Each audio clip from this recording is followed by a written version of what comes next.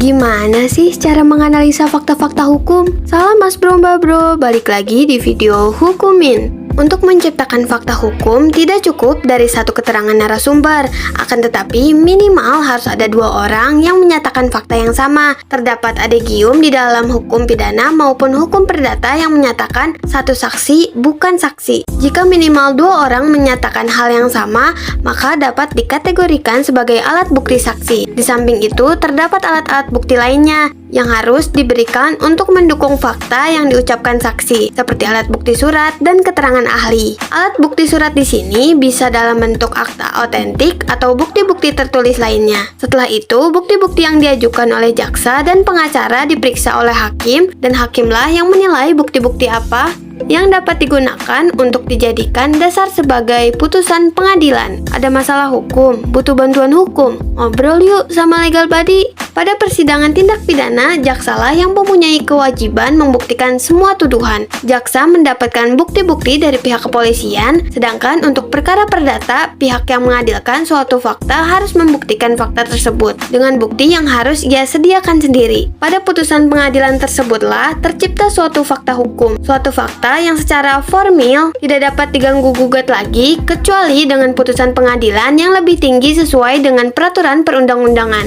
Fakta hukum yang diciptakan oleh hakim di dalam putusan bisa diragukan oleh semua orang termasuk wartawan itu sendiri dengan menuduh bahwa putusan pengadilan hasil rekayasa dan juga tidak dilakukan secara netral. Simpulannya, hukum akan tetap menganggap kebenaran yang sudah ada di dalam putusan pengadilan menjadi kebenaran selama tidak dinyatakan lain. Untuk lebih lengkap, Anda dapat mengunjungi